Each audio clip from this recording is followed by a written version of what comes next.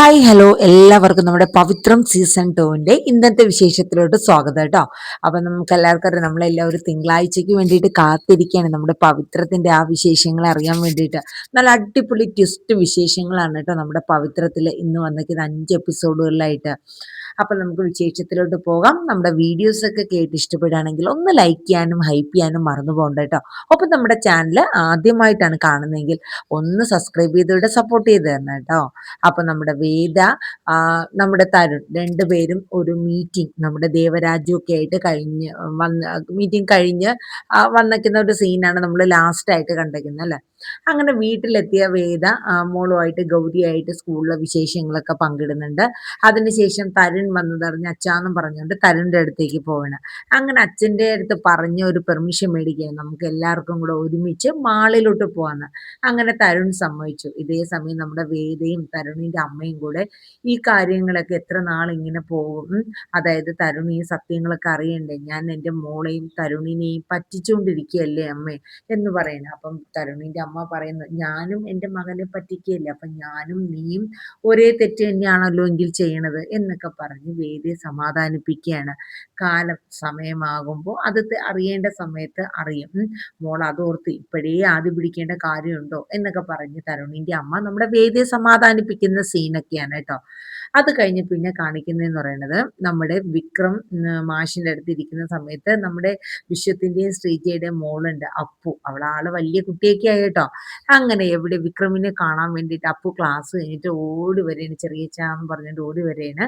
അങ്ങനെ വിക്രം ഓടി ചെന്ന് അപ്പുവിനെ കെട്ടിപ്പിടിക്കുന്നു. എൻ്റെ മോള് വലിയ കുട്ടിയായല്ലോ, നല്ല വായാടിയാണ് കേട്ടോ അപ്പു, നമ്മുടെ വേദയുടെ തനി പകർപ്പാന്നൊക്കെ നമ്മുടെ ശ്രീജ പറയുന്നുണ്ട്. എന്നുവെച്ചാൽ ചില കാര്യങ്ങളൊക്കെ ചെയ്യണത് ഒരു ഇൻവെസ്റ്റിഗേഷൻ ലെവലിലൊക്കെയാണ് നമ്മുടെ അപ്പു സംസാരിക്കുന്നതൊക്കെ. അപ്പൊ നമ്മുടെ വിക്രം പറഞ്ഞു, ഇവിടെ ആള് നല്ല സ്മാർട്ടായിട്ടോ ശ്രീജേട്ടത്തി എന്നൊക്കെ പറഞ്ഞു. അപ്പൊ നമ്മുടെ മാഷ് പറയുന്നുണ്ട്, അവള് സ്മാർട്ട് എന്ന് ഉദ്ദേശിച്ചാൽ മാത്രം പോരടാ, അവൾ അവളുടേതായിട്ടുള്ള നിലപാടിൽ എപ്പോഴും ഉറച്ചു നിൽക്കുന്ന ഒരു പെൺകുട്ടിയാണ് എന്നൊക്കെ പറഞ്ഞു. പിന്നെ അത് മാത്രമല്ല, അവളുടെ റൂമായിരുന്നു ഇത്, അപ്പോൾ അവളിപ്പോൾ ഹാളിലോട്ട് മാറി, എന്നിട്ട് എനിക്ക് ആ റൂം തന്നു, എല്ലാ കാര്യങ്ങളും നല്ല കെയറിങ് ആയിട്ടൊക്കെ ചെയ്യുന്ന ഒരാളാണ് അവളെന്നൊക്കെ പറഞ്ഞ് മാഷും ഒക്കെ നമ്മുടെ വിക്രത്തിന്റെ അടുത്ത് അപ്പുവിനെ കുറിച്ച് പറയാനായിട്ട്. അങ്ങനെ അപ്പു കോളേജിൽ നിന്ന് വന്ന് വിക്രമുമായിട്ടൊക്കെ സംസാരിച്ച് കുളിച്ച് ഫ്രഷ് ആവാനൊക്കെ പറഞ്ഞു വിട്ടൊക്കെയാണ് ശ്രീജ. അതിനുശേഷം പിന്നെ കാണിക്കുന്നത് എന്തെന്ന് വെച്ചാൽ, നമ്മുടെ മാഷ് നമ്മുടെ ശ്രീജയെക്കുറിച്ചും വിശ്വത്തെക്കുറിച്ചൊക്കെ പറയുന്നുണ്ട്. കാരണം എത്ര, അതായത് മാഷിന്റെ ഒരു പെൻഷൻ കൂടെ എടുത്ത് ജീവിതം മുന്നോട്ട് തള്ളി നീക്കാനായിട്ട് നീ പെൻഷൻ എടുത്തോ എന്ന് പറഞ്ഞാലും വിഷു എടുക്കത്തില്ല, അത് ബാങ്കിൽ തന്നെ കിടക്കട്ടെ അച്ഛാന്ന് വിഷയം പറയുള്ളൂ. കാരണം രണ്ടുപേരും നല്ല പെടാപ്പാട് പെടുന്നുണ്ട്. കാരണം അവർക്ക് ഒന്ന് മെയിൻറ്റെയിൻ ചെയ്ത് അങ്ങോട്ട് എത്താനുള്ള ഒരു ഫിനാൻഷ്യലി ആയിട്ടില്ല ശ്രീജയ്ക്കും വിശ്വത്തിന്. അപ്പോൾ നമ്മുടെ വിക്രം പറയുന്നുണ്ട്, ഞാനും കൂടെ ഇവിടെ നിൽക്കുമ്പോൾ അവർക്ക് അധികം പറ്റാവോ അച്ഛാന്ന് ചോദിക്കുമ്പോൾ നമ്മുടെ മാഷി പറയും, ഒരിക്കലും അവർക്ക് അങ്ങനെ ആവില്ല, എങ്കിലും നമ്മളത് അങ്ങനെ ആവാൻ ശ്രമിക്കേണ്ട, എനിക്ക് നിന്നോടൊപ്പം നിന്ന് ജീവിതം അവസാനിക്കണം എന്നുള്ളതാണ് എൻ്റെ ആഗ്രഹമെന്ന് മാഷും പറയുന്നുണ്ട് കേട്ടോ. അങ്ങനെ അവർ തമ്മിൽ അങ്ങനെ സംസാരിച്ചൊക്കെ നിന്ന ശേഷം നമ്മുടെ വേദയും തരുണും അമ്മയും മോളും കൂടെ ആയിട്ട് മാളിലൊക്കെ പോയിട്ട് തിരിച്ചു വരികയാണ്. അപ്പൊ കാറിൽ ഇരുന്ന് ഓരോ റൈഡിലൊക്കെ കയറിയതിനെ കുറിച്ചൊക്കെ തരുൺ മോളോട് ചോദിക്കുന്നുണ്ട് ഗൗരികുട്ടിയുടെ അടുത്തിട്ട്. അപ്പം അത് അടിപൊളിയാണ് അച്ഛാ എന്നൊക്കെ പറയുന്നുണ്ട്. തരുണിന്റെ അമ്മ ആ സമയം പറയുന്നുണ്ട്, അച്ഛന്റെ അതേ പകർപ്പ് തന്നെയാണ് മോള് എന്നൊക്കെ പറഞ്ഞ് അവര് സംസാരിച്ച് വരുന്ന സമയത്ത് 2 വണ്ടികൾ തരുണിന്റെ കാറിനെ ഫോളോ ചെയ്യുന്നുണ്ട് കേട്ടോ. ആ 2 വണ്ടിയും നമ്മുടെ ദേവരാജ് അയച്ചതാണ്, ഒന്ന് പേടിപ്പിക്കുക അത്രേ ഉദ്ദേശിച്ചിട്ടുള്ളൂ. ഫാമിലി മൊത്തമായിട്ട് പോകുമ്പോൾ ഒരു പേടി. ദേവരാജ് ചുമ്മാ ഇരിക്കുന്ന ഒരാളല്ല, അടങ്ങിയിരിക്കില്ല. ദേവരാജ് ദേവരാജിൻ്റെതായിട്ടുള്ള എല്ലാ കളികളും കളിക്കും.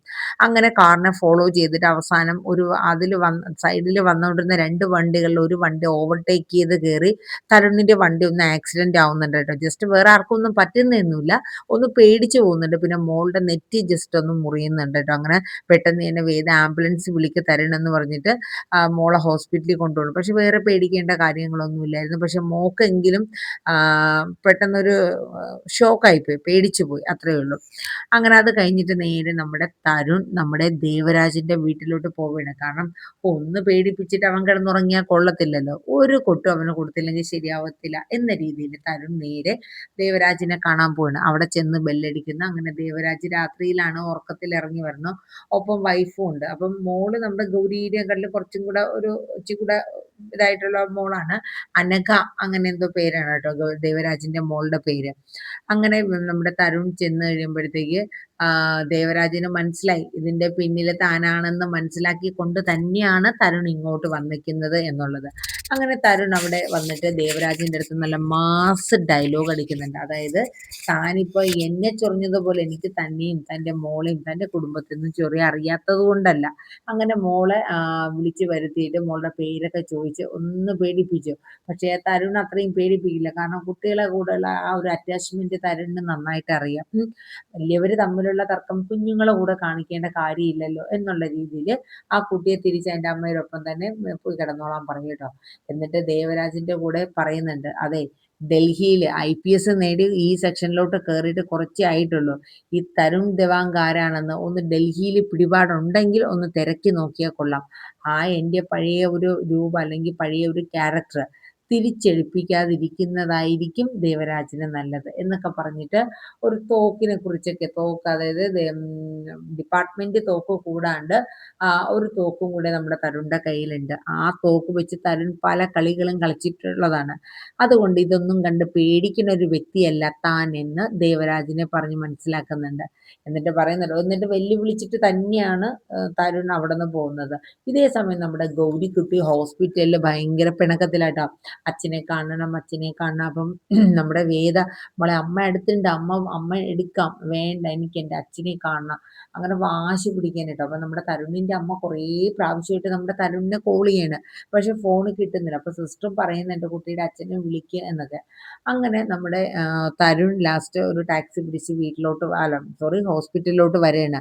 വന്നപ്പോഴേക്കും ഗൗരിക്കുട്ടി ഭയങ്കര കരച്ചിലാണ്. അങ്ങനെ ഗൗരീനെ എടുത്തുകൊണ്ട് മിഠായിയൊക്കെ മേടിച്ച് തിരിച്ചവര് വീട്ടിലോട്ട് വരുന്നു. അങ്ങനെ വീട്ടിൽ വന്നു കഴിയുമ്പോഴത്തേക്ക് വേദയുടെ മനസ്സിന് വല്ലാത്തൊരു ഇത്. കാര്യം എന്ന് വെച്ചാൽ കണ്ടില്ലേ അമ്മേ, അവൾ അച്ഛനോട് അത്രത്തോളം അടുക്കുന്നുണ്ട്. ഇങ്ങനെ പോയാൽ എങ്ങനെയായിരിക്കും എൻ്റെ മോളുടെ ഇനി അങ്ങോട്ട്. അപ്പൊ നമ്മുടെ അമ്മ തരുണിന്റെ അമ്മ പറയുന്നുണ്ട്, മോള് സമാധാനപ്പെടുത്തുക. കാരണം തരുണിന്റെ അമ്മ ഇപ്പോ കുറച്ചും കൂടെ കാര്യങ്ങളും കുറച്ചും കൂടെ വേറൊരു ലെവലിൽ ചിന്തിക്കുകയാണ്. അതായത് വേദ ഇനി പഴയ ഒരു വേദയുടെ ജീവിതത്തിലോട്ട് പോകണ്ട എന്നുള്ള ഒരു ചിന്താഗതിയൊക്കെ തരുണിന്റെ അമ്മയുടെ ഉള്ളിൽ വരുന്നുണ്ട്. കാര്യം തൻ്റെ മകനും ഈ മകളും ഈ വേദയും അങ്ങനെ ഒരു കുടുംബം ആഗ്രഹിക്കുന്നുണ്ട് നമ്മുടെ തരുണിന്റെ അമ്മ കേട്ടോ. അങ്ങനെ വേദയുടെ അടുത്ത് പറഞ്ഞു, മോള് പൊക്കോ, മോള് സമാധാനമായിട്ട് ഇരിക്കുക, അത് നമുക്ക് അതിൻ്റെ സമയം എത്തുമ്പോൾ നമുക്ക് അതിൻ്റെതായ രീതിയിൽ തരുണിന്റെ അടുത്ത് പറഞ്ഞ് മനസ്സിലാക്കാം എന്നുള്ളതൊക്കെ പറയുന്നുണ്ട്. എന്നിട്ട് വേദയുടെ അടുത്ത് പോയി ഫ്രഷ് ആവാനൊക്കെ പറയാണ്. അത് കഴിഞ്ഞ് നമ്മുടെ തരുൺ നമ്മുടെ ഗൗരിക്കുട്ടീനെ തരുണിന്റെ റൂമിലാണ് അന്നേ ദിവസം കിടത്തുന്നത്. അതാണ് വേദയ്ക്ക് ഇച്ചിരി വിഷമമായത്.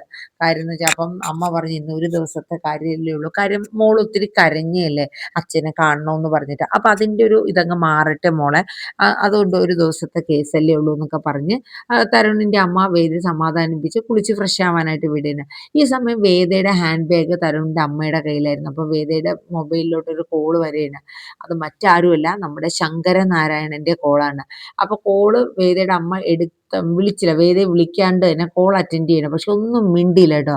അപ്പോഴേക്ക് ശങ്കരനാരായണൻ അവിടെ നിന്ന് എന്നെ ഇങ്ങോട്ട് പറയുന്നുണ്ട്, മോളെ വിക്രം ജയിലിൽ നിന്ന് ഇറങ്ങിയിട്ടുണ്ട്. നമുക്ക് വിക്രത്തെ ഇനി നമുക്ക് ജയിലിലോട്ട് മാക്സിമം പോകേണ്ട ഗതി വരില്ല. കാരണം എല്ലാ തെളിവുകളോടും കൂടെ തന്നെയാണ് ഇപ്രാവശ്യം കോടതിയിൽ ഞാൻ അവന് വാദിച്ച് പുറത്തിറക്കിയത് എന്നുള്ള കാര്യമൊക്കെ സന്തോഷത്തോടു കൂടി നമ്മുടെ വിക്രം പറയണ. ഞെട്ടലോട് കൂടി നമ്മുടെ തരുണിന്റെ അമ്മ ഇതൊക്കെ കേൾക്കുകയാണ്.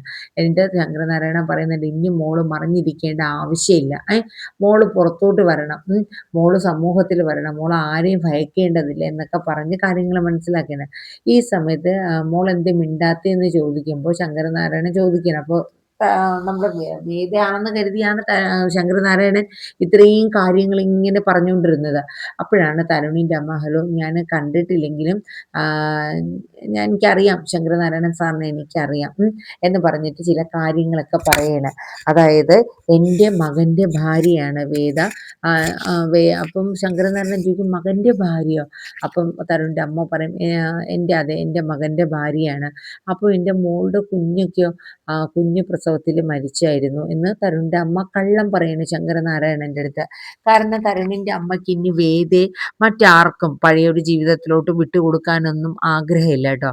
അങ്ങനെ നമ്മുടെ വേദയുടെ അമ്മ, തരുണിന്റെ അമ്മ പല കാര്യങ്ങളും ശങ്കരനാരായണന്റെ അടുത്ത് പറയുന്നു. കുഞ്ഞു മരിച്ചു പോയെന്നും ഇപ്പൊ എൻ്റെ മകന്റെ ഭാര്യയാണ്, എൻ്റെ കുഞ്ഞിൻ്റെ മകന്റെ ഭാര്യയുടെ അവരുടെ കുഞ്ഞിനെ നോക്കി സ്വന്തം അമ്മയായിട്ട് തന്നെയാണ് വേദ ഇപ്പൊ ഇവിടെ കഴിയുന്നത്. അതിനിടയിലോട്ട് അവളെ പഴയ ജീവിതത്തിലോട്ടൊന്നും നയിക്കരുത്. അത് മാത്രമല്ല, മോളുടെ ഇന്നത്തെ പൊസിഷനൊക്കെ സാറിന് അറിയാമെന്ന് കരുതുന്നു. അതിലേറിയ പങ്കും എൻ്റെ മകന്റെ അധ്വാനം കൂടെയുണ്ട്. അപ്പൊ അവരുടെ ലൈഫ് ഇനി സ്പോയിൽ ചെയ്ത് കളയരുത്. കാരണം വേദ ഇനിയും വേറൊരു ജീവിതത്തിലോട്ട് അവളും അവളുടെ ഭർത്താവും, അതായത് എൻ്റെ മകനും കുഞ്ഞുമായിട്ട് അവരൊരു ജീവിതം സന്തോഷമായിട്ട് ജീവിക്കുകയാണ് എന്നൊക്കെ പറയുന്നുണ്ട്. എന്നിട്ട് ശങ്കരനാരായണൻ്റെ അടുത്ത് പറയുന്നുണ്ട്, അവളെ പഴയ ജീവിതങ്ങളോ പഴയ കഥകളിലോട്ട് വലിച്ചിഴക്കരുത്. അത് മാത്രമല്ല, ഇനി ഇങ്ങോട്ടുള്ള കോളും അധികം വിളിക്കരുത് എന്നൊക്കെ പറയാൻ കേട്ടോ. ശങ്കരനാരായണന്റെ മനസ്സിന് അത് വല്ലാണ്ട് ഇതായി കളഞ്ഞു കേട്ടോ. കാരണം പെട്ടെന്ന്, കാരണം ഇത്രയും നാളത്തെ സംസാരം വേദ അങ്ങനെയല്ലല്ലോ. പക്ഷെ ഇതൊന്നും വേദ അറിയണില്ല. പക്ഷെ ഈ തരുണിന്റെ അമ്മയാണ് ഇതെല്ലാം ഈ രീതിയിൽ സംസാരിക്കുന്നത് കേട്ടോ. അങ്ങനെ വിളിക്കരുത് എന്നൊക്കെ പറഞ്ഞ് കോള് വെക്കുകയാണ്. അപ്പൊ ഇതേ സമയം നമ്മുടെ വിക്രം ജസ്റ്റ് എവിടെ ബൈക്കിൽ പോയിട്ട് വരുന്ന സമയം അവിടെ റോഡ് ചെക്കിങ് നടക്കുകയാണ്. അപ്പൊ നമ്മുടെ സാബുവിന്റെ നേതൃത്വത്തിലാണ് ചെക്കിങ്. അങ്ങനെ വിക്രത്തിനെ അവിടെ തടഞ്ഞു നിർത്തിയിട്ട് അപ്പം സാബു കണ്ടല്ലോ, സാബു ഒന്നും ചൊറിയാണ്ട് വിടത്തില്ല. അങ്ങനെ വിക്രത്തിനെ ആൾക്കാരുടെ മുമ്പിലൊക്കെ വെച്ചിട്ട്, പഴയ മയക്കുമരുന്ന് കേസാണ്, അച്ഛൻ്റെ ബാഗിനകത്ത് മയക്കുമരുന്ന് വെച്ച് പിടിച്ചവനാണ്, ജയിൽ ശിക്ഷ അനുഭവിച്ചവനാണ് എന്നൊക്കെ പറഞ്ഞിട്ട് വിക്രത്തിനെ അവരുടെ ഇടയിലിട്ട് നിന്ന കുറച്ച് ആൾക്കാർ വണ്ടി ചെക്ക് ചെയ്തുകൊണ്ടിരിക്കുമല്ലോ, അവരുടെ ഇടയിൽ വിക്രത്തിനെ കുറേ ഇൻസൾട്ട് ചെയ്യണം. എന്നിട്ട് ഫുൾ ചെക്ക് ചെയ്ത് വിക്രത്തെ ഒരുപാട് ഇൻസൾട്ട് ചെയ്യും പോലെ ആക്കിയിട്ടാണ് നമ്മുടെ സാബു വിടുന്നത്. പക്ഷെ അതുകൊണ്ട് തീരുന്നില്ല കേട്ടോ. നമ്മുടെ സാബുവും നമ്മുടെ ശ്രീകാന്തും ചേർന്ന് ചില കളികളൊക്കെ വിക്രത്തിന് എതിരെ കളിക്കാനായിട്ടുള്ള ശ്രമങ്ങളൊക്കെ നടത്തുന്നുണ്ട് കേട്ടോ. അപ്പം ഈ സമയത്ത് നമ്മുടെ വേദയും നമ്മുടെ ശ്രേയ ഉണ്ടല്ലോ, നമ്മുടെ ബാംഗ്ലൂരിലെ വേദയ്ക്ക് ഉണ്ടായിരുന്ന കൂട്ടുകാരി, ശ്രേയ കാണാനായിട്ട് വരികയും ശ്രേയായിട്ട് വേദ സംസാരിക്കുന്ന ചില സീനും കാര്യങ്ങളൊക്കെ ഉണ്ട് കേട്ടോ. അതായത് വേദയ്ക്ക് മനസ്സിൽ ഇപ്പൊ ഇത് മാത്രമേ ഉള്ളൂ. അതായത് തൻ്റെ കുഞ്ഞിൻ്റെ ആ ഒരു ഇത് തരുണിന് അറിയില്ലല്ലോ, തൻ്റെ കുഞ്ഞാണ് എന്നുള്ളത് അറിയില്ല. അത് പറയാനുള്ള ഒരു ഇതും കിട്ടുന്നില്ല. ഇനി എന്ത് ചെയ്യും ശ്രേയ എന്നുള്ള രീതിയിൽ നിൽക്കണം. അപ്പോഴേക്കും വേദ പറയുന്നുണ്ട്, ഞാൻ എന്തായാലും എൻ്റെ വിക്രത്തിനെ ആദ്യം അറിയിക്കാൻ പോവുകയാണ്, വിക്രത്തിനൊരു മകള് ജനിച്ചിട്ടുണ്ട് എന്നുള്ള കാര്യം. അതുകൊണ്ട് ശ്രേയ, ഞാൻ തിരുവനന്തപുരത്തേക്ക് പോകാനായിട്ട് നിൽക്കുകയാണെന്ന് പറയാം. ആ സമയത്ത് നമ്മുടെ തരുണിൻ്റെ അമ്മ ചായയായിട്ട് ശ്രേയയ്ക്ക് കൊടുക്കാൻ വരുമ്പോൾ, എങ്ങോട്ട് പോകുന്ന കാര്യം മോളെ പറയുന്നത്? അപ്പോഴേക്കും വേദ പറയുന്നുണ്ട്, അമ്മ വേറൊന്നുമല്ല, ഞാൻ വിക്രത്തെ കാണാനായിട്ട് പേഴ്സണലായിട്ട് നമ്മുടെ തിരുവനന്തപുരത്ത് പോവാണ് എന്നുള്ള കാര്യമൊക്കെ പറയുന്നത്. ഇത് കേൾക്കുമ്പോൾ നമ്മുടെ തരുണിൻ്റെ അമ്മ ചില കാര്യങ്ങളൊക്കെ പറയുന്നുണ്ട്. അതായത് നമ്മളായിട്ട് തന്നെ ഓരോ ഇത് ചെന്ന് എത്തണ്ട. കാരണം എന്ന് വെച്ചാൽ അത് വിധി മാറി മറിയേണ്ടതാണെങ്കിൽ അത് താനെ മാറി മറിഞ്ഞോളും, മോള് ഒരുപാട് ടെൻഷനൊന്നും അടിക്കേണ്ട കാര്യമില്ല എന്നൊക്കെ പറഞ്ഞിട്ട് വേദയെ സമാധാനിപ്പിക്കാനായിട്ട് ശ്രമിക്കുന്നുണ്ട് കേട്ടോ. അങ്ങനെ അത് കഴിഞ്ഞ് ശ്രേയ തരുണിൻ്റെ അമ്മ പോയി കഴിയുമ്പോൾ ശ്രേയ വേദയോട് പറയുന്നുണ്ട്, എനിക്ക് നിന്നെ മനസ്സിലാവുന്നുണ്ട്, ഒപ്പം തന്നെ തരുണിനെ മനസ്സിലാവുന്നുണ്ട്. പക്ഷേ തരുണിൻ്റെ അമ്മ എനിക്ക് മനസ്സിലാവുന്നില്ല. ആൻറ്റിയുടെ ക്യാരക്ടർ വേറൊരു രീതിയിലാണ്. അപ്പോൾ വേദ പറഞ്ഞ്, രണ്ടും അതായത് ഇന്ന് ഈ അമ്മയായ ഞാൻ അനുഭവിക്കുന്ന അതേ ദുഃഖം തന്നെയാണ് ആ അമ്മ അനുഭവിക്കുന്നത്. കാരണം തൻ്റെ മകൻ ഇനിയിപ്പോൾ സത്യങ്ങൾ അറിഞ്ഞു കഴിഞ്ഞാൽ എന്തായി തീരും. ഇവിടെ സത്യങ്ങൾ വേദയ്ക്ക് പറയാൻ പറ്റുന്നില്ല. അപ്പോൾ ഈ രണ്ടമ്മമാരും ഒരേ കാര്യങ്ങൾ തന്നെയാണ് അനുഭവിച്ചു കൊണ്ടിരിക്കുന്നത്. അതാ മറ്റാർക്കും മനസ്സിലാവില്ല. ഒരമ്മ എന്ന രീതിയിൽ എനിക്ക് മനസ്സിലാവും ശ്രേയ എന്നിങ്ങനെ വേദ പറയുന്നുണ്ട് കേട്ടോ. അത് കഴിഞ്ഞിട്ട് പിന്നെ പറയുന്നത്, ശ്രേയ പറയുന്നുണ്ട്, മോളോട് ഈ സത്യങ്ങളൊക്കെ നീ പറയാനായിട്ട് ശ്രമിക്കണം വേദ എന്നുള്ള കാര്യങ്ങളൊക്കെ പറയണം. ഇതേ സമയത്ത് തന്നെ നമ്മുടെ വിശ്വത്തിൻ്റെ വീട്ടിൽ ഒരു നാടകീയമായ രംഗങ്ങൾ നമ്മുടെ സാബും ശ്രീകാന്തും കൂടെ ചേർന്ന് നടത്തിയാണ്. കാരണം അന്നത്തെ ആ റോഡ് ചെക്കിങ്ങിൽ വലിയ ഒന്നും ചെയ്യാൻ പറ്റിയില്ലല്ലോ. അങ്ങനെ നമ്മുടെ സാബുവിൻ്റെ നേതൃത്വത്തിൽ നമ്മുടെ ശ്രീകാന്തും കൂടെ ചേർന്നിട്ട് ഇപ്പോൾ വിശ്വമൊക്കെ താമസിക്കുന്ന വീട്ടിൽ വരെയാണ്. അതായത് വിശ്വത്തിൻ്റെ വണ്ടി ചെക്ക് ചെയ്യണം, വിശ്വത്തിൻ്റെ കമ്പനി ചെക്ക് ചെയ്യണം. ഇവിടെ പല പൊടികളുണ്ടെന്ന് പറഞ്ഞാലും യവൻ ജയിലിൽ നിന്ന് ഇറങ്ങിയിട്ടുണ്ടല്ലോ വിക്രം, ഇനിയിപ്പോൾ അവിടെ നിന്റെ നേതൃത്വത്തിൽ ഈ വണ്ടിയിലൊക്കെ ഡ്രഗ്സിൻ്റെ പരിപാടികളോ മറ്റോ നടത്തുന്നുണ്ടോ എന്നുള്ളത് അറിയണമെന്ന് പറയാം. ആ സമയം മാഷും വിക്രമൊക്കെ വരെയാണ്. അപ്പോൾ വിക്രം ആദ്യം ആദ്യം മിണ്ടാതിരിക്കും. എന്നിട്ട് പിന്നെ വിക്രം പറയും, ഓക്കെ ആയിക്കോട്ടെ, സാറിന് ഈ വീടോ വണ്ടിയോ ഒക്കെ ചെക്ക് ചെയ്യാം, പക്ഷെ ഒരു മിനിറ്റ് സാറ് നിങ്ങളിൽ ആരാണോ ചെക്ക് ചെയ്യാൻ പോകുന്നത്, ചെക്ക് ചെയ്യാൻ പോകുന്നവരെ ആദ്യം ഞങ്ങൾക്ക് ചെക്ക് ചെയ്യണമെന്ന് പറയാം. കാരണം നിങ്ങൾ പോക്കറ്റിൽ എന്തെങ്കിലും സാധനം കൊണ്ടുവന്ന് എടുത്തിട്ട് അത് കൊണ്ടുവന്ന് അകത്തിട്ടിട്ട് ഇവിടെ നിന്ന് പിടിച്ചു എന്ന് പറഞ്ഞാൽ പറ്റില്ലല്ലോ. അത് കേട്ടപ്പോഴേക്കും സാബു, നീ എന്താടാ ഞങ്ങളോട് പറയുന്നത്? അതെ സാറ്, ഞാൻ ഇവിടെ പഴമുഴുങ്ങി നിൽക്കണു എന്നുള്ളത് സാറ് കരുതല്ലേ. സാറ് പഴയ രീതികളും പഴയ കിടന്ന കിടപ്പൊന്നും മറന്നു പോണ്ട. ഈ വിക്രം രണ്ടും കൽപ്പിച്ച് തന്നെയാണ് നിൽക്കുന്നത്. എന്നിട്ട് നേരെ വിക്രം ശ്രീകാന്തിന്റെ അടുത്തോട്ട് പോകും. ശ്രീകാന്ത് അതിൻ്റെ ഇടയിൽ കുറെ വെല്ലുവിളികളൊക്കെ നടത്തുന്നുണ്ട്. ഇപ്പൊ തന്നെ ഇവിടെ റെയ്ഡ് നടത്തി വിക്രത്തെയോ വിശ്വത്തിനെയൊക്കെ അറസ്റ്റ് ചെയ്യാന്നുള്ള രീതിയിലാണ് പോലീസിനെയും കൊണ്ട് ശ്രീകാന്ത് വന്നത്. അങ്ങനെ ശ്രീകാന്തിന്റെ അടുത്ത് വിക്രം നന്നായിട്ട് സംസാരിക്കുന്നുണ്ട്.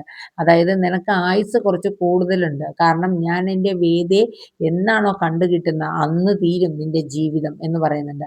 അതിൻ്റെ ഒപ്പം മാഷും പറയുന്നുണ്ട്, എൻ്റെ മകനെ ഇനിയെങ്കിലും വെറുതെ വിട്ടുവിടും, നിങ്ങൾ എന്തിനാണ് ഈ ശത്രുത കാണിക്കുന്നത് എന്നൊക്കെ പറഞ്ഞിട്ട് മാഷും പറയുന്നുണ്ട്. അങ്ങനെ നമ്മുടെ വിക്രം പോലീസുകാരെ ഈ സംസാരത്തിലൂടെ അവരെ റെയ്ഡിനൊന്നും സമ്മതിക്കുകയോ അല്ലെങ്കിൽ ഒന്നും ചെയ്യാൻ സമ്മതിച്ചില്ല. കാര്യം റെയ്ഡ് ചെയ്ത് കഴിഞ്ഞാൽ സാധനമായിട്ട് ഇറങ്ങണം. റെയ്ഡ് ചെയ്യുന്നതിന് മുന്നേ പോലീസുകാർ ആദ്യം ചെക്കും ചെയ്യണം. അതവർക്ക് അംഗീകരിക്കാൻ പറ്റില്ലല്ലോ. അപ്പൊ ആ ഒരു സീനും കാര്യങ്ങളൊക്കെയാണ് നമ്മൾ കാണുന്നത്. വിക്രം അത് വളരെ നല്ല രീതിയിൽ തന്നെ ഹാൻഡിൽ ചെയ്യുന്നുണ്ട്. അപ്പം അവര് നമ്മുടെ ശ്രീകാന്തും തിരിച്ച് പരാജയപ്പെട്ടു പോകുന്നുണ്ട്, സാബുവും പോകുന്നുണ്ട്. സാബുവിനെ നല്ല വെല്ലുവിളി വിളിക്കുന്നുണ്ട്. അതായത് തന്റെ ഭാര്യയോട് പറഞ്ഞത്, വെള്ള വസ്ത്രം ധരിച്ച് ജീവിക്കാനാണ് ഇനിയുള്ള നാളുകളെങ്കിൽ അത് കരുതിയിരുന്നോളാനായിട്ട് വിക്രം സാബുവിനെ വെല്ലുവിളിക്കുന്നുണ്ട്. സാബുവും തിരിച്ച് പറഞ്ഞാലും വിക്രം നല്ല മാസം ഡയലോഗ് അടിച്ച് തന്നെയാണ് വിക്രം സാബുവിനെ പറഞ്ഞു വിടുന്നത് കേട്ടോ. അങ്ങനെ പോലീസുകാരൊക്കെ അവിടെ നിന്ന് പോകണം. അപ്പൊ ഈ സമയം വിശ്വത്തിന്റെ അടുത്തും ശ്രീജയുടെ അടുത്തും നിങ്ങൾ പേടിക്കണ്ട, നിങ്ങൾ കമ്പനിയിലോട്ട് പൊക്കോളാൻ പറഞ്ഞിട്ടുണ്ട്. അവര് പോവാണ്. അപ്പൊ നമ്മുടെ ശ്രീജയും കുറെ കാര്യങ്ങളൊക്കെ എതിർത്തു. കാര്യം എന്ന് വെച്ചാൽ ഇവിടെ ഞങ്ങള് വർഷങ്ങളായിട്ട് ഈ മസാലും മറ്റു പൊടികളൊക്കെ പൊടിക്കുന്ന ഇതിൽ എന്തിനാ സാറേ ഞങ്ങളെ വീടൊക്കെ ഇങ്ങനെ റെയ്ഡ് ചെയ്യാൻ വരുന്നതെന്നൊക്കെ ശ്രീജ ചോദിച്ചെങ്കിൽ സാബു ആദ്യം ശ്രീജയും വളച്ചു പിടിച്ചു. പക്ഷെ അവസാനം നമ്മുടെ വിക്രം തന്നെ അതിന് നല്ലൊരു മറുപടി കൊടുത്ത് അവരെ പറഞ്ഞു വിടുന്നുണ്ട്.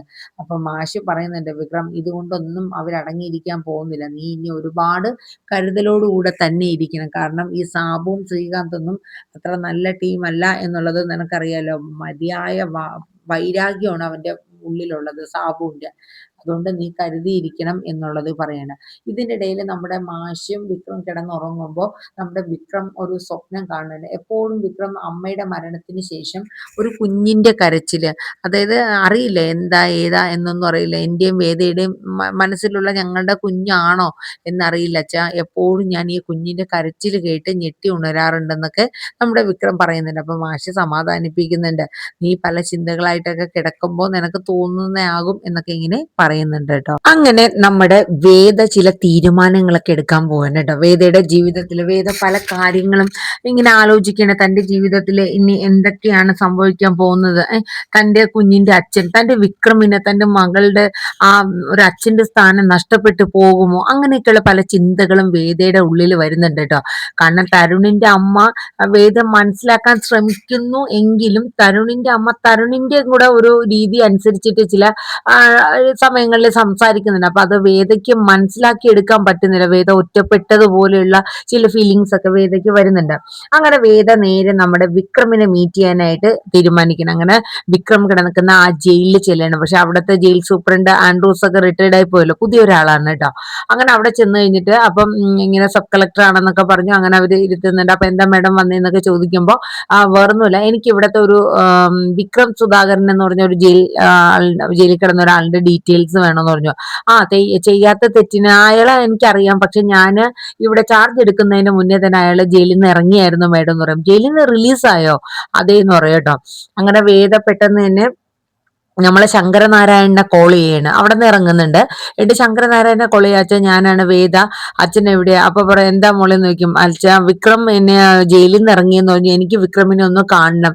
അപ്പൊ നമ്മുടെ ശങ്കരനാരായണൻ പറഞ്ഞു, വേദ നീ ഇനി വിക്രത്തെ കാണാനൊന്നും ശ്രമിക്കണ്ട, അവൻ അവൻ്റെതായ രീതിയിൽ പൊക്കോട്ടെ എന്നൊക്കെ പറയാം. അപ്പൊ വേദയ്ക്ക് മനസ്സിലാവുന്നില്ല, അച്ഛൻ ഇത് എന്തൊക്കെയാ ഈ പറയണേ? ഇത്രയും നാളും വിക്രമിന് വേണ്ടി കാത്തിരുന്നിട്ട് അച്ഛൻ ഇത് എന്താ സംസാരിക്കണേ? വേദയ്ക്ക് ഒരു പിടുത്തം കിട്ടുന്നില്ല. കാര്യം വേറൊന്നുമല്ല, ശങ്കരനാരായണന്റെ മനസ്സിൽ തരുണിന്റെ അമ്മ പറഞ്ഞ ആ കാര്യങ്ങളാണ്. എന്ന് വെച്ചാൽ വേദയുടെ ഇപ്പോഴത്തെ ജീവിതം, ഇപ്പോഴത്തെ സ്റ്റാറ്റസും കാര്യങ്ങളും എല്ലാം. അപ്പൊ അത് നഷ്ടപ്പെടുത്താനായിട്ട് നിങ്ങൾ ശ്രമിക്കരുത് എന്നാണ് തരുണിന്റെ അമ്മ പറഞ്ഞിരുന്നത്. അപ്പൊ ആ കാര്യങ്ങളൊക്കെ വെച്ചിട്ട് ശങ്കരനാരായണൻ പറഞ്ഞു, മോളെ ഞാൻ തിരക്കിലാണ്, പിന്നെ വിളിക്കാം. അപ്പൊ വേദയ്ക്ക് മനസ്സിലായി എന്തോ അച്ഛൻ എന്നെ അവോയ്ഡ് ചെയ്യാനായിട്ട് ശ്രമിക്കും പോലെ. അച്ഛൻ അപ്പോഴേക്കും ശങ്കരനാരായണൻ കോളം കട്ട് ചെയ്തു കേട്ടോ. ശരിക്കും വിഷമമായിട്ടാണ് കോള് കട്ട് ചെയ്യണത്. അപ്പൊ ഈ സമയത്ത് നമ്മുടെ മാഷും വിക്രമും കൂടെ പുറത്ത് എന്തോ സാധനങ്ങൾ മേടിക്കാൻ പോകുന്ന സമയത്ത് നമ്മുടെ ശ്രീകാന്ത് ഒന്ന് അറ്റാക്ക് ചെയ്യുന്നുണ്ട് കേട്ടോ. ഈ അറ്റാക്ക് ചെയ്യുന്നതിന്റെ ഇടയിൽ മാഷ് ഒന്ന് വീഴും, മാഷിന് ഒരു അടിയൊക്കെ കിട്ടുന്നുണ്ട്. കാരണം പിടിച്ചു മാറ്റാനായിട്ട് ചെല്ലുമ്പോഴാണ് മൂന്നാല് ഗുണ്ടകളെ വെച്ചിട്ട് ശ്രീകാന്തിനെ 2-3 തല്ല് കൊടുക്കും. അതും കൊണ്ട് ശ്രീകാന്ത് പോകും. എന്നിട്ട് ഈ ഗുണ്ടകളെ ഏൽപ്പിച്ചിട്ട് അവന്റെ ശവം ഇന്ന് തന്നെ എനിക്ക് കാണണമെന്നും പറഞ്ഞിട്ടാണ് ആ ഗുണ്ടകളെ ഏൽപ്പിക്കുന്നത്. അവസാനം വിക്രമും അവരും തമ്മിൽ അടികൂടും. ഈ സമയം നമ്മുടെ വേദ ട്രാഫിക് ബ്ലോക്കിൽ പെട്ട് കിടക്കുന്ന സമയത്ത് വേദ വിക്രമിനെ മുഖാമുഖം കാണുകയാണ്. പക്ഷെ വിക്രം വേദയെ കാണുന്നില്ല. വേദ വിക്രമിന്റെ ഈ ഇടിയൊക്കെ കണ്ട് ഞെട്ടുകയാണ്. കാരണം വീണ്ടും ഒരു ഗുണ്ടയെ പോലെ കിടന്ന് റോഡിൽ കിടന്ന് തല്ലുകൂടുന്ന വിക്രമിനെയാണ് വേദ ആ നിമിഷം കാണുന്നത് കേട്ടോ. വേദയ്ക്ക് എന്ത് ചെയ്യണമെന്ന് അറിയില്ല. ആകെ ഒരു 3-4 ഗുണ്ടകളും വിക്രമും കൂടെ തമ്മിലടി. ആ സമയത്ത് നമ്മുടെ ആ ഇൻസ്പെക്ടർ സാബു വന്ന് വിക്രത്തെ പിടിച്ചുകൊണ്ട് പോകുന്ന സീനും കാര്യങ്ങളൊക്കെയാണ് കാണിക്കുന്നത്. വേദയ്ക്ക് എന്ത് ചെയ്യണമെന്ന് അറിയില്ല. വേദ ആ വണ്ടിയിൽ നിന്ന് ഇറങ്ങിയില്ല കേട്ടോ. വീട്ടിൽ വന്ന് വേദ ഭയങ്കര കരച്ചിലായിരുന്നു. അപ്പൊ തരുണിന്റെ അമ്മ സമാധാനിപ്പിച്ചു, മോളെ നീ ഇത്രയും നാള് കാത്തിരുന്ന വിക്രം ഇതാണോ എന്നുള്ള രീതിയിൽ നമ്മുടെ ഗൗരിമോളെ ഈ ഒരു അച്ഛനെയാണോ നീ കാട്ടി കൊടുക്കാനായിട്ട് ഇരിക്കണേ? അവളുടെ മനസ്സിൽ, അവളുടെ ഇപ്പോഴത്തെ ആ കുഞ്ഞു മനസ്സിൽ ഒരു DYSP ആയിട്ടുള്ള ഒരു അച്ഛനെയാണ് അവള് മനസ്സിൽ ചിത്രീകരിച്ചിരിക്കുന്നത്. ആ സ്ഥാനത്ത് ഇങ്ങനെ ഒരു അടിയും വഴക്കും തല്ലും ഒക്കെ ആയിട്ട് വിക്രം ഇങ്ങനെ നടന്നാൽ എന്താ ചെയ്യണേ? വേദയ്ക്ക് എന്ത് ചെയ്യണമെന്ന് അറിയില്ല കേട്ടോ. അങ്ങനെ നമ്മുടെ തരുണിന്റെ അമ്മയുടെ ആ സ്വരത്തില് ഒരിക്കലും വിക്രമിനെ ഗൗരിമോളുടെ മുമ്പിൽ കൊണ്ടുവരണ്ട എന്നുള്ള ഒരു സംസാരമായിരുന്നു. അങ്ങനെ തരുണിന്റെ അമ്മ പോയതിനു ശേഷം വേദ കുറേ ചിന്തിക്കുകയാണ്. വേദ ചില തീരുമാനങ്ങളൊക്കെ എടുക്കണം. ഇത് ഇങ്ങനെ പോയാൽ പറ്റില്ല. എന്റെ വിക്രമിന്റെയും ഞങ്ങളുടെ മോളുടെയും ജീവിതം പല രീതിയിലോ. അത് മാത്രമല്ല, എടുത്തു ചാടി വേദയ്ക്കൊന്നും ചെയ്യാനും പറ്റില്ല. കാര്യം തരുണിന്റെ അമ്മ പറയുന്നുണ്ട്, കാരണം നീ ഇപ്പോ എന്റെ മോളാണെന്ന് പറഞ്ഞ് വാദിച്ചാൽ തന്നെയും റെക്കോർഡ്സും കാര്യങ്ങളെല്ലാം നമ്മുടെ തരുണിന്റെയും രാധികയുടെയും മകളാണ് ഗൗരി.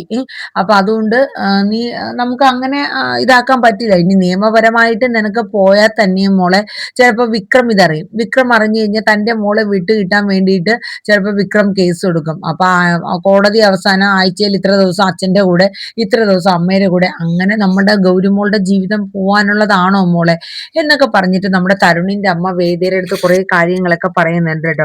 വേദയ്ക്ക് എന്ത് ചെയ്യണമെന്നറിയില്ല. അന്നത്തെ രാത്രി വേദ ഇരുന്ന് ആലോചിച്ചിട്ട് വേദ പിറ്റേന്ന് വന്നിട്ട് അമ്മ പറഞ്ഞ ചില കാര്യങ്ങളൊക്കെ എനിക്ക് മനസ്സിലായി. അമ്മ പലതും മനസ്സിൽ വച്ചിട്ടാണ് എന്നോട് പറയുന്നത്. ഇല്ല മോളെ, അത് നിന്റെ തോന്നലാണ്. ഞാൻ നിന്റെയും നിന്റെ കുഞ്ഞിന്റെയും നല്ലതിന് വേണ്ടി മാത്രമേ കാര്യങ്ങൾ സംസാരിച്ചിട്ടുള്ളൂ. അമ്മ ഞാൻ നാളെ മോളെയും കൂട്ടി ഒരു സ്ഥലത്ത് പോകും. അപ്പൊ എങ്ങോട്ടാന്ന് ചോദിക്കും. അപ്പൊ തരുണിന്റെ അമ്മ ചോദിക്കുമ്പോ വേദ പറയില്ല. അത് ഞാൻ ഇപ്പൊ പറയാൻ പറ്റില്ല എന്ന് പറയാം. അതെന്താ മോളെ അങ്ങനെ? ഒന്നുമില്ല, എനിക്ക് എന്റേതായ ചില തീരുമാനം, അതായത് വേദയുടെ സ്വരത്തിലും സംസാരത്തിലൊക്കെ ഒരു മാറ്റം അത് തരുണിന്റെ അമ്മയ്ക്ക് മനസ്സിലാവുന്നുണ്ട്. അങ്ങനെ വേദ കുഞ്ഞിനെയും കൊണ്ട് നമ്മുടെ മാഷി വിക്രമിന്റെ വീട്ടിലോട്ട് ചെല്ലണം. പക്ഷെ ആ സ്ഥലമൊക്കെ ഇപ്പൊ വേറൊരു പുതിയ വീടായി. ആ വീടേ ഇല്ല അവിടെ. വേദ അങ്ങനെ മോളെയും കൊണ്ട് അവിടെ പോയി ആ വീടൊക്കെ കാണിച്ചു കൊടുക്കുന്നുണ്ട്. അപ്പം ഗൗരിമോള് ചോദിക്കുന്നുണ്ട്, ഇതിന്റെ പഴയ വീടിന്റെ ഫോട്ടോ അമ്മയുടെ കയ്യിലുണ്ടോ? അപ്പൊ ഇവിടെ ഉണ്ടെന്ന് പറഞ്ഞിട്ട് ആ വീടൊക്കെ കാണിച്ചു കൊടുക്കുന്നു. ഇത് ആരെ വീടാ എന്നൊക്കെ മോള് ചോദിക്കുകയാണ്. അപ്പം നമ്മുടെ വേദ പറയുന്നുണ്ട് ഇത് അമ്മയുടെ വീടാണ് എന്ന് പറയുന്നു. അപ്പൊ ഇതേ സമയം നമ്മുടെ തരുൺ വീട്ടിലെത്തുമ്പം നമ്മുടെ തരുണിന്റെ അമ്മയുടെ അടുത്ത് ചോദിക്കും, മോൾ എന്തെന്ന് നിൽക്കുമ്പോ അത് വേദ മോളെയും കൊണ്ട് പുറത്തു പോയിക്കാ തരുൺ എന്ന് പറയും. എന്തിനാ അവള് പോയത്? അവളെ ഒറ്റയ്ക്ക് എന്തിനാ വിട്ടത്? അമ്മയ്ക്ക് പറയാൻ പാടില്ലായിരുന്നോ എന്നൊക്കെ പറഞ്ഞു. എടാ അവൾ ഇപ്പൊ തന്നെ വരും. ഇപ്പൊ 6 മണിയായാലും ഇത്രയും നേരമായിട്ട് കണ്ടില്ലല്ലോ എന്നും പറഞ്ഞ് തരുൺ ഭയങ്കരമായിട്ട് അമ്മയുടെ അടുത്ത് ഷൗട്ട് ചെയ്യണ. അപ്പോഴേക്കും വേദ എത്തും കേട്ടോ. അങ്ങനെ തരുണിന്റെ അമ്മ പറയുന്നത്, കുഞ്ഞിന്റെ മുമ്പിൽ വെച്ച് നിങ്ങൾക്ക് എന്തെങ്കിലും സംസാരിക്കണമെങ്കിൽ പിന്നീട്, കുഞ്ഞിന്റെ മുമ്പിൽ വെച്ച് നിങ്ങൾ തമ്മിൽ അങ്ങോട്ടും ഇങ്ങോട്ടൊരു സംസാരം വരരുത്, അത് അമ്മയ്ക്ക് നിർബന്ധമാണെന്ന് പറഞ്ഞിട്ടാണ് തരുൺ കുഞ്ഞിന്റെ അടുത്തോട്ട് വേഗം പോണത്. അങ്ങനെ കുഞ്ഞിനെ എടുത്തിട്ട് മോള് പോയി കുളിച്ച് ഫ്രഷായി വരാനൊക്കെ പറഞ്ഞിട്ട് വേദയായിട്ട് തരുൺ സംസാരിക്കുകയാണ്. അതായത് ഇനി മേലിൽ ഇതുപോലെ ആവർത്തിക്കരുത് എന്ന് പറയും. അപ്പൊ വേദ ചോദിക്കും, എന്താ തരുൺ ഉദ്ദേശിക്കുന്നത്? അത് മറ്റൊന്നുമല്ല, ഈ കുഞ്ഞിനെ കൊണ്ട് ഇനി മുതൽ ഒറ്റയ്ക്ക് പോകാൻ ഞാൻ സമ്മതിക്കില്ല. കാര്യം വേദ അവളെ വളർത്തി എന്നുള്ളതാണ്. കുഞ്ഞ് എന്റേതാണ്. എന്റെ കുഞ്ഞിനൊരു അപകടം പറ്റുന്ന കാര്യങ്ങളൊന്നും എനിക്ക് ഉൾക്കൊള്ളാൻ പറ്റില്ല എന്ന് തന്നെ വേദ നമ്മുടെ തരുൺ പറയും കേട്ടോ. അപ്പോഴേക്കും വേദ പറയും അങ്ങനെയാണെങ്കിൽ എനിക്കും ഉണ്ട് അവകാശം എന്ന് പറയും. അപ്പോഴേക്കും തരുണിന്റെ അമ്മ വന്നിട്ട് നിങ്ങൾ ഇത് എന്താണ് മോളെ വേദ അങ്ങ് പോയെന്ന് പറഞ്ഞിട്ട് മാറ്റി രണ്ടുപേരെ രണ്ടു വഴിക്ക് വിട്ടിട്ട് നമ്മുടെ തരുണുമായിട്ട് അമ്മ സംസാരിക്കും. നീ ഒറ്റയടിക്ക് അവളോട് പറഞ്ഞല്ലോ, അവളുടെ കുഞ്ഞ് അവളുടെ നെഞ്ചി കിടന്ന് അവളുടെ മുലപ്പാല് കുടിച്ച് വളർന്ന കുഞ്ഞാണ്. ഇപ്പൊ നിന്റെ മകള് നിനക്ക് സ്വയം നോക്കാൻ പറ്റുന്ന ഒരു ഇത് വന്നപ്പോ നീ അവളെ അവോയ്ഡ് ചെയ്യണു. അത് ശരിയായ കാര്യമാണോ തരുണെ എന്നിങ്ങനെ തരുണിന്റെ അമ്മ ചോദിക്കുന്നു. തരുണിന് അപ്പൊ ഒരു വിഷമായി. വേദയുടെ ഒറ്റയടിക്ക് അങ്ങനെ പറയേണ്ടിയിരുന്നു. വേദ ഭയങ്കര കരച്ചിലായിരുന്നു കേട്ടോ. തരുണിന്റെ അമ്മ കുറെ സമാധാനിപ്പിക്കുന്നുണ്ട്, പല കാര്യങ്ങളും പറഞ്ഞ് വേദയെ ഒന്ന് കൂളാക്കാൻ നോക്കുന്നുണ്ട്. ഇതേ സമയം നമ്മുടെ വിക്രമും മാഷും പുതിയ വീട് വാടകയ്ക്ക് എടുത്ത് മാറുന്നുണ്ട്. അത് ഒരു വീട് 2 പോർഷനായിട്ടാണ്. അപ്പൊ ആ പകുതി പോർഷനിൽ ഒരു അച്ഛനും മകളും, ഇവിടെ മാഷും വിക്രമും. അങ്ങനെ നല്ല ഫാമിലി ആയിട്ട് ഒരു വയസ്സായ അച്ഛനും അതുപോലെ നമ്മുടെ മാഷിനെ പോലെ തന്നെ. അപ്പം ആ മോളുടെ പേര് ആത്മജ അങ്ങനെ എന്തോ ആണ്. അങ്ങനെ അവര് അങ്ങോട്ടും ഇങ്ങോട്ടും നല്ല ഫാമിലി ആയിട്ട് തന്നെ വരുന്നുണ്ട്. മാഷ് സാധനങ്ങളൊക്കെ മേടിക്കാനായിട്ട് ഈ ഈ ഇവിടത്തെ, അതായത് ഇവരെ കൂടെ താമസിക്കുന്ന ആ അപ്പുറത്തെ പാർട്ട്ണർ അയാളുമായിട്ട് അവർ പോയി ഓട്ടോറിക്ഷയിൽ സാധനങ്ങളൊക്കെ മേടിച്ച് വരുന്നുണ്ട് കേട്ടോ. അങ്ങനെ നല്ല ഒരു കൂട്ടായി. അപ്പൊ ഇതേ സമയത്ത് തരുൺ ചില തീരുമാനങ്ങൾ എടുക്കുകയാണ്. അതായത് വേറൊന്നുമല്ല, നമ്മുടെ മോളെ ഗൗരി മോളെ നോക്കാനായിട്ട് ഒരു ബോഡി ഗാർഡിനെ നമ്മൾ ആക്കണം എന്നുള്ള രീതിയിൽ തരുൺ ആലോചിക്കുകയാണ്. അങ്ങനെ നമ്മുടെ ജയിൽ സൂപ്രണ്ടായ ആൻഡ്രൂസിനെ പോയി തരുൺ കാണുകയാണ്. അങ്ങനെ ആൻഡ്രൂസിനെ പോയി കണ്ടിട്ട് തരുൺ അതായത് ഒരു ബോഡി ഗാർഡ് എന്ന രീതിയിൽ എന്റെ മകളെ നോക്കാനായിട്ട്, വൈഫ് കളക്ടറാണ്, അപ്പൊ എനിക്ക് ആഴ്ചയിൽ വീക്കെൻഡ് വരാനേ പറ്റത്തുള്ളൂ. അപ്പൊ ഒരു മോളെ നോക്കാനും സ്കൂളിൽ കൊണ്ടുപോകാനും ഒക്കെ ആയിട്ട് നല്ല ഒരാള് വേണമെന്ന് പറഞ്ഞു. റിട്ടയർഡ് ആയവരോ പട്ടാളത്തിൽ നിന്ന് വന്നവരോ അങ്ങനെ ആരെങ്കിലും. അപ്പൊ ആൻഡ്രൂ സാർ പറഞ്ഞു ഏതെങ്കിലും ഒരു ഏജൻസിയിൽ പറഞ്ഞാൽ പോരെ. അങ്ങനെ പറ്റൂല സാറേ, കാര്യം വേറെ ഒന്നുമല്ല. കാരണം ഈ ആൻഡ്രൂസിന് തരുണിന്റെ അച്ഛനെന്ന് വെച്ചാൽ ഭയങ്കര റെസ്പെക്ട് ഉള്ള ഒരാളാണ്. അപ്പം ആ ആളിന്റെ മകൻ വന്ന ഒരു കാര്യം പറയുമ്പോൾ ആൻഡ്രൂ സാറിന് അത് നിഷേധിച്ച് കളയാൻ പറ്റില്ല. അപ്പം തരുൺ സാറെ ഞാൻ എന്തായാലും നോക്കട്ടെ, ഒരാളുണ്ടോന്ന് ഞാൻ തിരക്കാം. എന്തായാലും സാർ ഉദ്ദേശം മനസ്സിലായി. അതായത് ഉണ്ടായ അപകടങ്ങൾ ഇൻസിഡന്റ് ഒക്കെ പറഞ്ഞു. ഒരുപാട് ശത്രുക്കളുണ്ട്, അച്ഛനും അമ്മയ്ക്കും ശത്രുക്കളാണ്. അപ്പൊ അങ്ങനെ പ്രൊട്ടക്ട് ചെയ്യാൻ പറ്റുന്ന, മനസ്സിൽ വിശ്വസിക്കാൻ പറ്റുന്ന ഒരു മകളെയാണല്ലോ ഏൽപ്പിക്കുന്നത്. അത്രയും ഏൽപ്പിക്കാൻ പറ്റുന്ന ഒരാളായിരിക്കണം എന്നുള്ളതാണ് തരുണിന്റെ വാദം. അങ്ങനെ തരുൺ പറഞ്ഞനുസരിച്ച് ആൻഡ്രൂ സാറ് നമ്മുടെ വിക്രത്തിനെ വിളിക്കുന്നുണ്ട്. അങ്ങനെ വിക്രത്തെ വിളിച്ചിട്ട് ഇന്നതൊക്കെയാണ് കാര്യങ്ങള്. അവിടെ DYSP ആണ് കുട്ടിയുടെ അച്ഛൻ, അമ്മ ഒരു സബ് കളക്ടറാണ്. അപ്പൊ ആ കുഞ്ഞിനെ സ്കൂളിൽ കൊണ്ടുപോകാനും വരാനും അവര് വീക്കെൻഡേ വരത്തുള്ളൂ, കാര്യങ്ങളൊക്കെ പറയുന്നു. അപ്പൊ വിക്രം വിചാരിച്ചു വേറെ ഏതെങ്കിലും നല്ല ജോലി ആയിരിക്കും. എങ്കിൽ ആൻഡ്രൂ സാർ പറഞ്ഞ ജോലി വിക്രമിന് നെഗറ്റീവ് പറയാൻ പറ്റില്ല. കാരണം ആൻഡ്രൂസ് പറഞ്ഞു, എടാ നിന്റെ ജീവിതം ചിലപ്പോൾ മാറി പറയാൻ ഇത് തന്നെ ഒരു കാരണം. പിന്നെ ഒരു മോളെ നോക്കാനല്ലേ, നമ്മുടെ മനസ്സിന് സന്തോഷമുള്ള ഒരു ജോലിയാണല്ലോ. മറ്റൊരു ജോലിക്ക് പോയാൽ തന്നെയും നമ്മുടെ ബാക്ക്ഗ്രൗണ്ടും കാര്യങ്ങളും ഒക്കെ അന്വേഷിച്ച് വരുമ്പോൾ ആ ജോലി കിട്ടേയില്ല. ഇതാകുമ്പോൾ നല്ലൊരു ജോലിയും പിന്നെ നിനക്ക് നല്ല ആൾ സ്വാധീനവും കിട്ടും. നമ്മളെ ഭാവി ഇനി അങ്ങോട്ടുള്ള കേസും കാര്യങ്ങളൊക്കെ മുന്നോട്ട് പോകാനും ഇതെന്തുകൊണ്ടും നല്ലതാണ്. അങ്ങനെ ആ ജോലി വിക്രമേക്കാണ്. അപ്പൊ വീട്ടിൽ വന്ന് ഇത് മാഷിനോട് പറയുമ്പോൾ മാഷിനൊരു ചെറിയൊരു ബുദ്ധിമുട്ടുണ്ട്. കാരണം വിക്രം വീക്കെൻഡിലേ വരത്തുള്ളൂ. അതുമല്ല ഇങ്ങനെ ഒരു ജോലിയാണോ മോനെ, വേറെന്തെങ്കിലും ജോലി നോക്കിക്കൂടെ എന്നൊക്കെ പറയുന്നുണ്ട്. അപ്പൊ വിക്രം പറഞ്ഞു അച്ഛൻ സമാധാനപ്പെട്. അപ്പൊ മറ്റേ അവരെ കൂടെ പാർട്ട്ണറായിട്ട് താമസിക്കുന്ന ആ അച്ഛനും മോളും ഇവിടെ ഒന്നും കൊണ്ടും പേടിക്കേണ്ട, ഞങ്ങളുണ്ട്, ഇവിടെ കുടുംബം പോലെ ഞങ്ങൾ കഴിഞ്ഞോളാം, മോൻ ജോലിക്ക് പൊക്കോ എന്നൊക്കെ പറഞ്ഞ് അവര് വിടുന്നുണ്ട് കേട്ടോ. പക്ഷെ മാഷിന് എന്തോ, കാരണം വിക്രമിന് അടുത്തൊരാള്, അതായത് ആൻഡ്രൂ സാറിന്റെ കീഴിൽ പോകുമ്പോ, പക്ഷെ അന്ന് വേറൊരു ആളുടെ കീഴിലായിരുന്നു പണ്ട് ഒരു ആളുണ്ടായിരുന്നല്ലോ നമ്മുടെ വിക്രത്തിന്.